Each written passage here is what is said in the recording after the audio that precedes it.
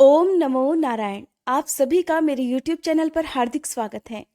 चैत्र मास के शुक्ल पक्ष की एकादशी, जिसे कामदा एकादशी कहते हैं, इस बार 12 अप्रैल 2022 मंगलवार के दिन है। ऐसे में भगवान श्री हरि की पूजा इस दिन किस प्रकार से करनी चाहिए, एकादशी की तिथि कब से कब तक रहेगी, व्रत पारण का शुभ मुहूर्त क्या रहेगा, द्वादशी तिथि कब रहेगी, किस तिथि को व्रत करना ज्यादा उत्तम रहेगा, भगवान श्री हरि की पूजा करते समय किन मंत्रों का जाप किया जाता है और कामदा एकादशी की व्रत कथा क्या है, आज की इस वीडियो में आप जानने वाले हैं। आज की वीडियो प्रारंभ करने से पहले आप सभी से अनुरोध है, कमेंट बॉक्स में विष्णु भगवान की जय जरूर लिखिएगा। और अगर आपने हमारे चैनल को अभी तक सब्सक्राइब नहीं किया है तो चैनल को सब्सक्राइब करके बेल आइकन प्रेस करना मत भूलिएगा, ताकि हमारे चैनल पर एकादशी व्रत, पूर्णिमा, प्रदोष व्रत, इन सभी से जुड़ी हुई जो भी जानकारी है या हमारे हिंदू धर्म में जितने भी व्रत और त्योहार आते हैं उन सभी की तिथि, शुभ मुहूर्त और व्रत कथा की जानकारी आप तक समय से पहुंच सके। चैत्र मास के शुक्ल पक्ष की एकादशी है कामदा एकादशी, और इस एकादशी के दिन व्रत रखने से और विधि विधान से भगवान श्री हरि की पूजा करने से हर प्रकार के पापों का नाश हो जाता है। भगवान विष्णु के आशीर्वाद से सभी कार्यों में सफलता प्राप्त होती है और एकादशी का व्रत रखने वाले भक्तों को सभी सुख भोगने के पश्चात अंत में मोक्ष भी प्राप्त होता है। जाने अनजाने में यदि आपसे कोई ऐसी गलती हुई हो, कोई ऐसा पाप हुआ हो जिसका आप प्रायश्चित करना चाहते हो, तो इस बार सर्वार्थ सिद्धि योग में पड़ने वाली इस एकादशी का व्रत रखना आपके लिए बहुत ही शुभ फलदायी होने वाला है। आप जिस भी मनोकामना पूर्ति के लिए इस व्रत को रखना चाहते हैं उसमें भी आपको सफलता मिलेगी, आपकी वह मनोकामना भी पूर्ण होगी। तो आइए जानते हैं कामदा एकादशी व्रत की तिथि, शुभ मुहूर्त और व्रत कथा के बारे में। चैत्र मास के शुक्ल पक्ष की एकादशी है 12 अप्रैल मंगलवार को, और इसी दिन व्रत भी रखा जाएगा। इस एकादशी का नाम कामदा एकादशी है। एकादशी की तिथि प्रारंभ होगी 12 अप्रैल मंगलवार की सुबह 4:31 से, जिसकी समाप्ति होगी 13 अप्रैल बुधवार की सुबह 5:02 पर। एकादशी का व्रत हर प्रकार की कामनाओं को पूर्ण करने वाला होता है। इस दिन जैसी कामना से व्रत किया जाए उसी का फल प्राप्त होता है। एकादशी के दिन सूर्योदय का समय रहेगा सुबह 6:12 और सूर्यास्त का समय रहेगा शाम 6:42 पर। द्वादशी तिथि प्रारंभ होगी 13 अप्रैल बुधवार की सुबह 5:03 से, जिसकी समाप्ति होगी 14 अप्रैल गुरुवार की सुबह 4:50 पर। द्वादशी तिथि के दिन व्रत पारण का जो शुभ मुहूर्त रहेगा, जो कि इस बार अलग समय है, दोपहर 1:31 से शाम 3:50 तक, और इस दिन सुबह के समय व्रत पारण मुहूर्त नहीं रहेगा। क्यों नहीं रहेगा ये भी आप जानेंगे। द्वादशी तिथि को 13 अप्रैल बुधवार के दिन सूर्योदय का समय रहेगा सुबह 6:12 और सूर्यास्त का समय रहेगा शाम 6:42 पर। पहले तो ये जान लेते हैं कि इस एकादशी में सुबह के समय व्रत क्यों नहीं खोला जाएगा। तो मैं आपको बता दूं कि सुबह के समय द्वादशी तिथि को हरिवासर का समय रहेगा, और हरिवासर वो समय होता है जब द्वादशी तिथि प्रारंभ हुई हो तो उसका पहला 1/4 पहर, यानी कि शुरुआत के 4 से 5 घंटे का जो समय कहलाता है वही हरिवासर का समय होता है। और इस समय खोले गए व्रत को भगवान श्री हरि स्वीकार नहीं करते हैं। इस समय खोले गए व्रत का पुण्य फल भी प्राप्त नहीं होता है और एकादशी का व्रत भी अधूरा माना जाता है। एकादशी व्रत के नियमों का पालन एक दिन पहले यानी कि दशमी तिथि से प्रारंभ हो जाता है। दशमी तिथि को शुद्ध सात्विक भोजन किया जाता है। दशमी तिथि के सूर्यास्त के बाद से भोजन ग्रहण नहीं किया जाता है। एकादशी को भगवान श्री हरि को तुलसी दल अवश्य चढ़ाए जाते हैं, और वो तुलसी दल भी दशमी तिथि को दिन के समय ही तोड़ लिए जाते हैं। दशमी तिथि को मसूर की दाल या बैगन का सेवन या किसी प्रकार का तामसिक मांसाहारी भोजन नहीं किया जाता है। ऐसा करने वाले को फिर एकादशी के दिन व्रत नहीं रखना चाहिए। अगले दिन एकादशी का व्रत रखने से पहले आपको ब्रह्म मुहूर्त में उठकर स्नान करने के साथ ही हाथ में जल या पुष्प लेकर व्रत करने का संकल्प लेना चाहिए कि आज आप चैत्र मास के शुक्ल पक्ष की कामदा एकादशी का व्रत सच्ची श्रद्धा, निष्ठा और विश्वास के साथ रखने जा रहे हैं। भगवान श्री हरि की कृपा से इस व्रत को रखने में आपको कोई बाधा ना आए।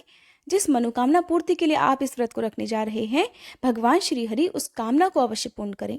इस प्रकार मन में संकल्प लेते हुए आप स्नान आदि से निवृत्त हो जाएं। साफ स्वच्छ हो सके तो पीले रंग के वस्त्र धारण करें। सूर्य देवता को अर्घ अवश्य दें।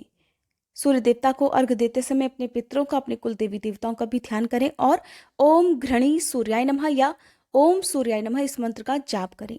फिर भगवान श्री हरि की पूजा की तैयारी करें। एक चौकी पर साफ स्वच्छ पीला वस्त्र बिछाकर उस पर भगवान श्री हरि की प्रतिमा या तस्वीर की स्थापना की जाती है। भगवान श्री हरि के साथ माँ लक्ष्मी जी की भी स्थापना करनी चाहिए। फिर अपने मंदिर में गंगा जल छिड़क कर पवित्र करें। भगवान श्री हरि को पीले फूल अर्पित करें, पीले वस्त्र अर्पित करें, चंदन का तिलक लगाएं, धूप दीपक जलाएं और माँ लक्ष्मी जी को आप लाल फूल चढ़ाएं। यहाँ पर आपको पूजा करते समय भी एक बात का ध्यान देना है, क्योंकि एकादशी के दिन चावल का पूर्णतया निषेध होता है। एकादशी व्रत रखने वाले लोगों को ना तो इस दिन चावल खाने चाहिए, ना ही चावल से बनी कोई चीज आपको खानी चाहिए। यहाँ तक कि पूजा में भगवान श्री हरि को अक्षत यानी कि चावल भी नहीं चढ़ाए जाते हैं। तो आप ना तो माँ लक्ष्मी जी को ना ही भगवान श्री हरि को अक्षत चढ़ाएं। फिर फूल फल आदि जो भी आपकी सामर्थ्य के अनुसार फल हैं, कोई भी मौसमी फल आप अर्पित कर सकते हैं। सुबह के समय भी भगवान को फल अर्पित करने चाहिए। तुलसी दल आप अवश्य अर्पित करें। जल से भरा हुआ एक लोटा आप अपने मंदिर में जरूर रखें। दिन भर इस लोटे को रखने के बाद शाम के समय इसका विसर्जन आप अपने आसपास जो मुख्य द्वार है वहां पर छिड़क कर सकते हैं, या किसी भी खाली गमले में आप कर सकते हैं। फिर भगवान श्री हरि के मंत्रों का जाप किया जाता है। श्री विष्णु चालीसा का पाठ करना चाहिए। आज के दिन भगवत गीता और भागवत कथा आपको पढ़नी चाहिए। कोई भी एक अध्याय आप पढ़ या सुन सकते हैं। आपको हमारे चैनल पर भी ये सभी वीडियोस मिल जाएंगी।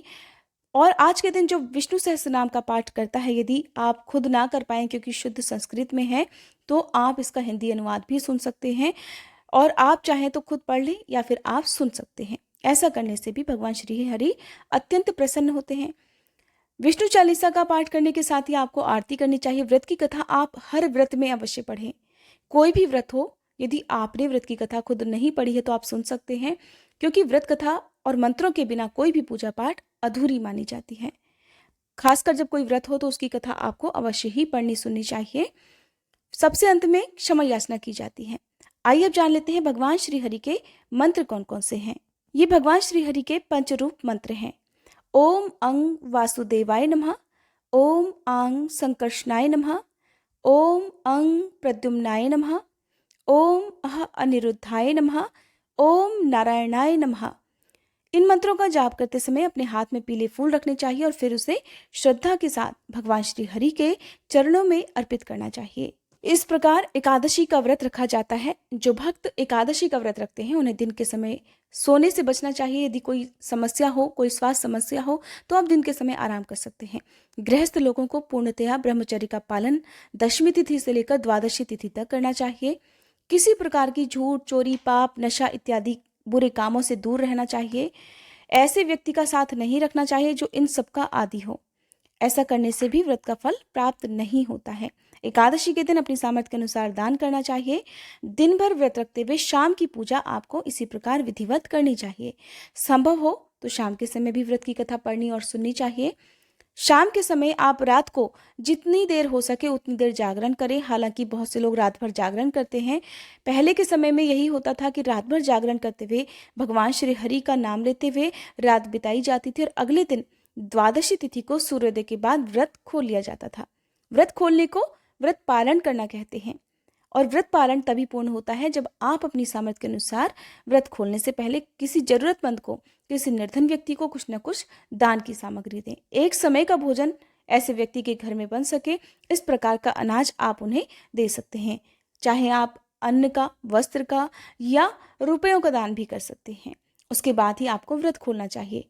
एकादशी और द्वादशी तिथि के दिन आप गाय की सेवा करें। गाय को मीठी रोटी, गुड़, चना खिलाएं। केले के वृक्ष की पूजा करें, क्योंकि केले का वृक्ष भगवान श्री हरि को अत्यंत प्रिय होता है। इस तरह से एकादशी का व्रत रखने से जाने अनजाने में किए गए सभी पापों का नाश हो जाता है। आइए अब सुन लेते हैं कामदा एकादशी की व्रत कथा। भगवान श्री कृष्ण धर्मराज युधिष्ठिर को हर महीने के कृष्ण पक्ष और शुक्ल पक्ष में पड़ने वाली एकादशी तिथि के महात्म्य और व्रत कथा के बारे में बताते रहते हैं। ऐसे ही धर्मराज युधिष्ठिर कहने लगे कि हे मधुसूदन, मैं आपको कोटि कोटि प्रणाम करता हूँ। आपने मुझे चैत्र मास के कृष्ण पक्ष की एकादशी का महात्म्य बताया। अब आप कृपा करके चैत्र शुक्ल एकादशी का महात्म्य भी कहिए। तब भगवान श्री कृष्ण मुस्कुराते हुए कहने लगे कि हे धर्मराज, यही प्रश्न एक समय राजा दिलीप ने अपने गुरु वशिष्ठ जी से किया था और जो समाधान उन्होंने बताया वह सब मैं तुमसे कहता हूँ, ध्यान पूर्वक सुनो। प्राचीन समय में भोगीपुर नाम का एक नगर था। वहां पर अनेक ऐश्वर्यों से युक्त पुंडरीक नाम का एक राजा राज्य करता था। भोगीपुर नगर में अनेक अप्सरा, किन्नर तथा गंधर्व वास करते थे। उनमें से एक जगह ललिता और ललित नाम के दो स्त्री पुरुष अत्यंत वैभवशाली घर में निवास करते थे। उन दोनों में अत्यंत स्नेह था, यहाँ तक कि अलग अलग हो जाने पर दोनों व्याकुल हो जाते थे।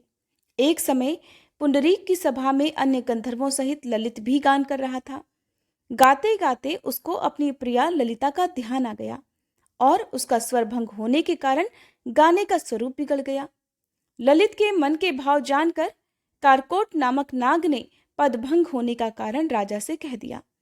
तब पुंडरीक ने क्रोधपूर्वक कहा कि तू मेरे सामने गाता हुआ अपनी स्त्री का स्मरण कर रहा है, अतः तू कच्चा मांस और मनुष्यों को खाने वाला राक्षस बनकर अपने कर्म का फल भोग। पुंडरीक के श्राप से ललित उसी क्षण महाकाय विशाल राक्षस बन गया। उसका मुख अत्यंत भयंकर, नेत्र सूर्य चंद्रमा की तरह जलते हुए तथा मुख से अग्नि की ज्वालाएं निकलने लगी।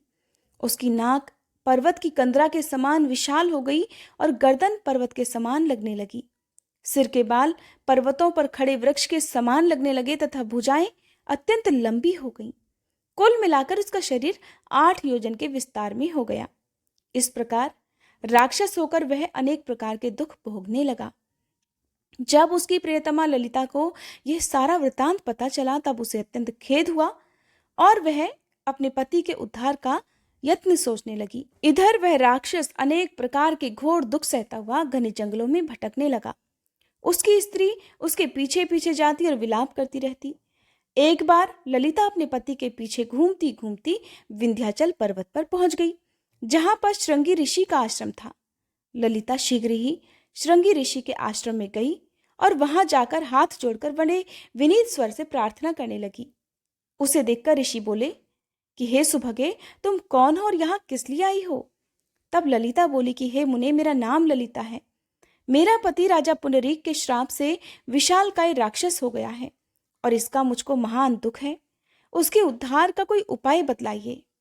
तब श्रृंगी ऋषि कहने लगे, हे गंधर्व कन्या, अब चैत्र शुक्ल एकादशी आने वाली है, जिसका नाम कामदा एकादशी है।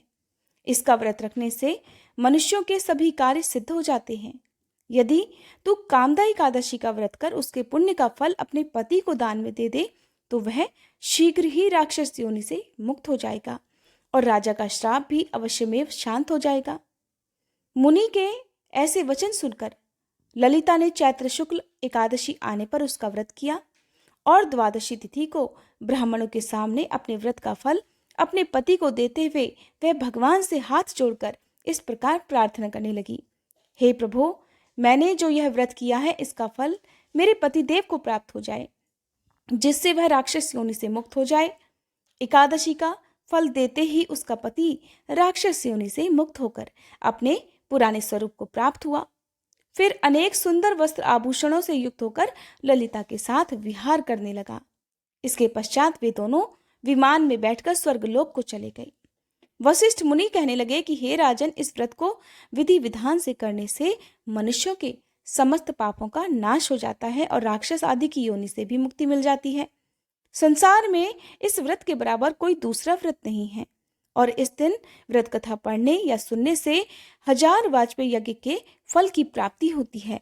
इस प्रकार भगवान श्री कृष्ण ने धर्मराज युधिष्ठिर को एकादशी व्रत का महात्म्य सुनाया, जिसे सुनकर धर्मराज युधिष्ठिर ने भी अपने सभी पापों का प्रायश्चित करने के लिए कामदा एकादशी का व्रत किया। एकादशी का व्रत रखने से मनुष्यों की सभी इच्छाएं पूर्ण होती हैं। कामदा एकादशी का व्रत ऐसे लोग भी रख सकते हैं जिन्हें संतान सुख प्राप्त नहीं है, विवाह के लिए या दाम्पत्य जीवन को मधुर बनाने के लिए, जीवन में किसी भी प्रकार की समस्या के समाधान के लिए यदि कोई भी व्रत श्रद्धा और विश्वास के साथ रखा जाए तो भगवान आपकी मनोकामनाएं अवश्य पूर्ण करते हैं। ये थी कामदा एकादशी व्रत की जानकारी। अगर आपको हमारे चैनल पर दी गई जानकारी पसंद आई हो तो कमेंट बॉक्स में जरूर बताइएगा।